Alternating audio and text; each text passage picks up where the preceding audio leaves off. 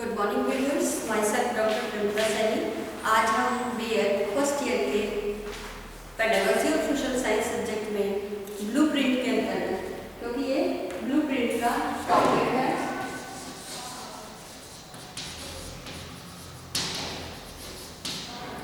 तो ब्लूप्रिंट के अंतर्गत एक आदर्श प्रश्न पत्र बनाते समय आपको किन किन बातों का ध्यान रखना है, आज हम उसकी स्टडी करते हैं। तो कल हमने जो स्टडी की थी उसमें ब्लूप्रिंट के सोपान पढ़े थे। अब हम ब्लूप्रिंट के सोपान के आधार पर एक प्रैक्टिकल फॉर्म में किस प्रकार से ब्लूप्रिंट का निर्माण किया जाता है उसकी वीडियो नेक्स्ट कल अपलोड होंगे। आज हम केवल आदर्श प्रश्न बनाते समय किन किन बातों का हमें ध्यान रखना है, आज हम उसकी स्टडी करते हैं। तो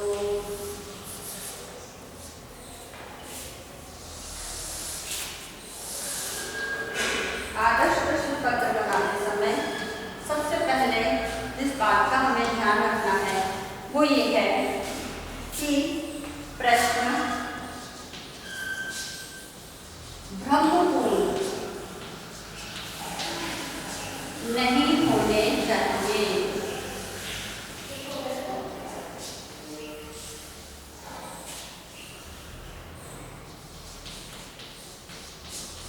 यानी हम जब भी क्वेश्चन पेपर बनाए तो उस क्वेश्चन पेपर के अंतर्गत हम जो भी क्वेश्चन बनाए वो भ्रमपूर्ण अर्थात द्विअर्थी स्टूडेंट्स को कंफ्यूज करने वाले नहीं होने चाहिए।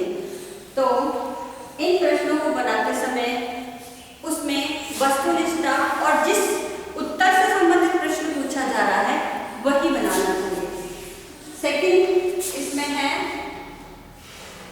वह है प्रश्न पत्र में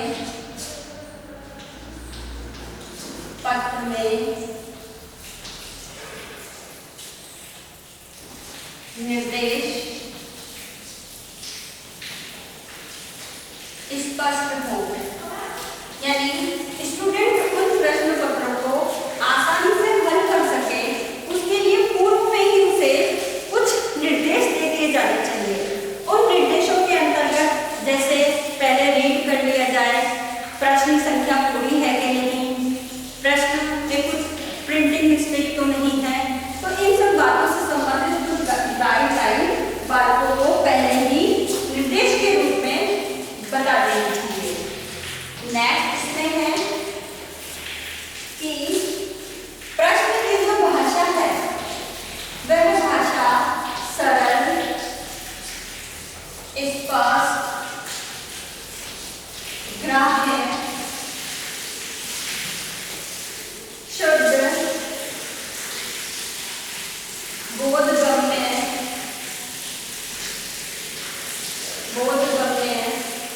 आदि होनी चाहिए। यानी प्रश्न सरल भी हो, बालक आसानी से समझ सके, स्पष्ट हो, प्रिंटिंग मिस्टेक या कुछ ऐसे ना हो, ग्राह्य हो यानी जिसे बालक ग्रहण कर सके, साथ ही शुद्ध हो, पूर्ण रूप से कोई मात्राओं वगैरह की अशुद्धि ना हो, बोधगम्य हो। तो ये सारी बातों का हमें ध्यान रखना चाहिए। नेक्स्ट प्रश्न उद्देश्य पर आधारित होने चाहिए। उद्देश्य पर आधारित होने चाहिए यानी जो हमारे प्रश्न बनाते समय हम जिन 4 उद्देश्यों को लेते हैं वो पहला है नॉलेज, दूसरा है अंडरस्टैंडिंग, तीसरा है एप्लीकेशन और पांचवा है स्किल। तो इन उद्देश्यों को ध्यान में रखकर ही हम ब्लूप्रिंट का निर्माण करें और यही मेन ऑब्जेक्टिव है। तो इनका ध्यान रखते हुए हमें जो है प्रश्न को उद्देश्यों पे आधारित बनाना है। नेक्स्ट इसमें जो मेन बात है कि अंकन योग्य हो, ऐसे प्रश्न ना हो जिसको हम कोई मार्किंग ना दे सके। नेक्स्ट इसके अंतर्गत है कि उत्तर सीमा स्पष्ट हो, कि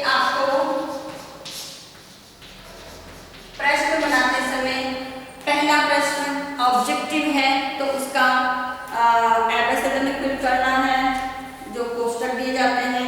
फिल इन द ब्लैंक है तो आपको पर्टिकुलर शब्दों में से शब्द भरना है।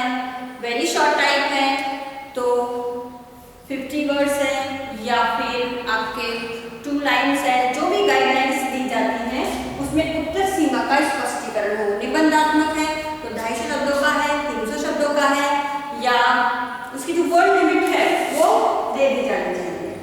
नेक्स्ट इसमें है कि कठिनाई स्तर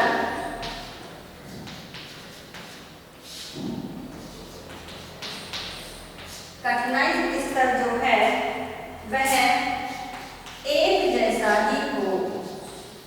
यानी हम जो प्रश्न पत्र बनाते हैं वह एवरेज स्टूडेंट के हिसाब से बनाते हैं। ब्रिलियंट स्टूडेंट्स और जो क्लास में थोड़े निम्न हैं IQ लेवल पे, उनको ना ध्यान रखते हुए हम औसत स्तर के बालकों के अनुसार प्रश्न पत्र का निर्माण करते हैं।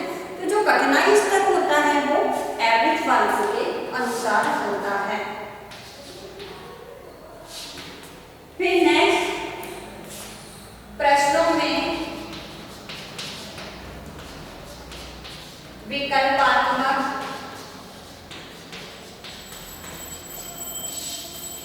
प्रश्न की व्यवस्था हो।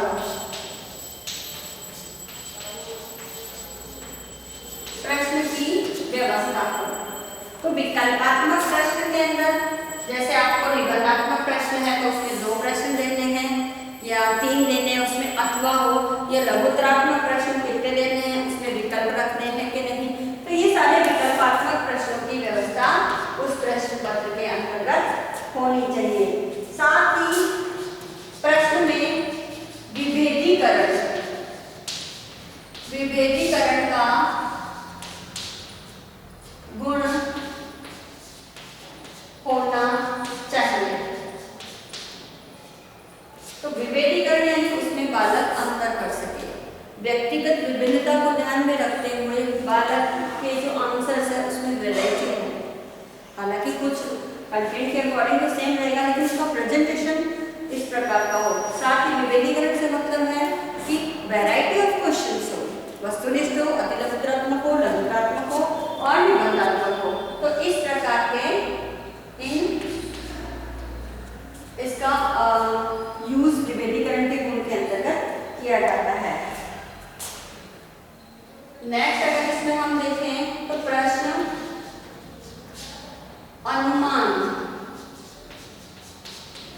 अनुमान पर आधारित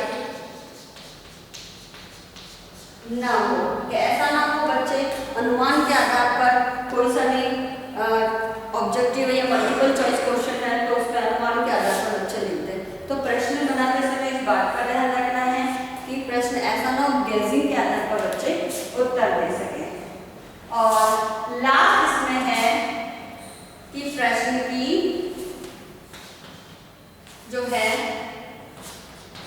आंसर की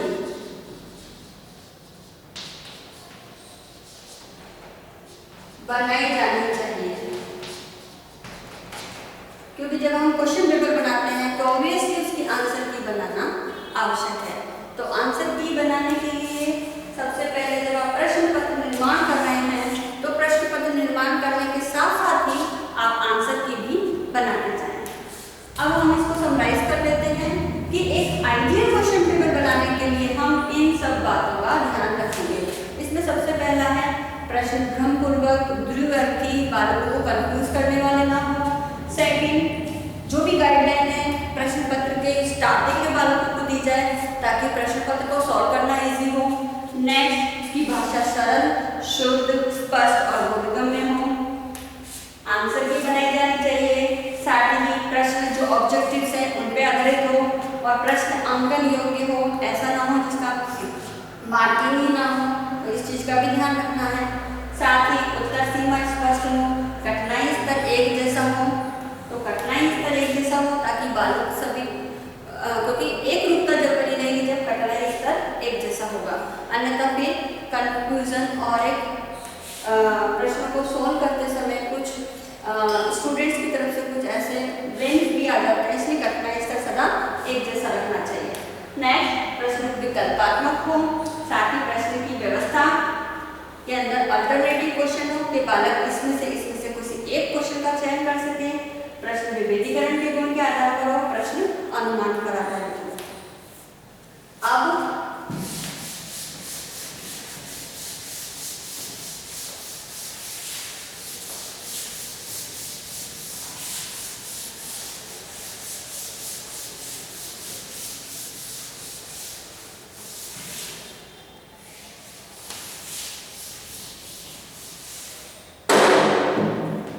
अब आपका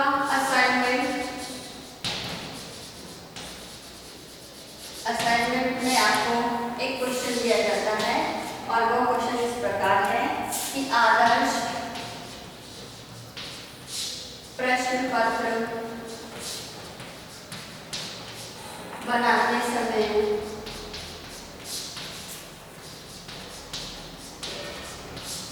आप किन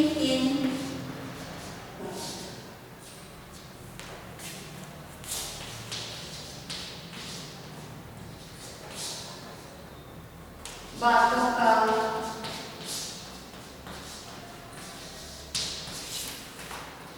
ध्यान रखेंगे। तो आपको इस प्रश्न का उत्तर 50 वर्ष में देना है, यानी 50 शब्दों के अंदर आप इस प्रश्न को हल कीजिए। और साथ ही आप जब कॉलेज में आए अपने घर से, तब 5-5 मार्क्स बना के लेके आए, ताकि उन मार्क्स को जरूरतमंदों को हम डिस्ट्रीब्यूट कर सकें।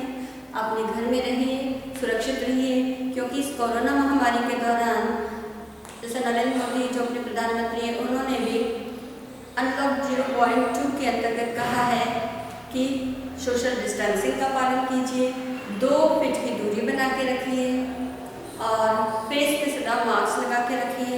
इन 2 बातों के लिए प्रधानमंत्री नरेंद्र मोदी जी ने बहुत जोर दिया है, तो आप सभी इस बात का ध्यान रखिए। साथ ही अपने सोशल मीडिया ग्रुप में ज़्यादा से ज़्यादा कोरोना वायरस से बचाव हेतु पोस्टर, स्लोगन या कविताएं बना करके ज़्यादा से ज़्यादा शेयर कीजिए, ताकि लोग ज़्यादा से ज़्यादा जागरूक रह सकें। खांसते और छींकते वक्त आप टिश्यू पेपर का यूज़ करें, सावधानी रखें। अगर कुछ कोरोना वायरस से रिलेटेड कुछ सिम्टम्स आपको लगते हैं अपने अंदर, तो आप डॉक्टरी जांच लें, डॉक्टर के पास तुरंत जाएं, इसमें लापरवाही ना बरतें।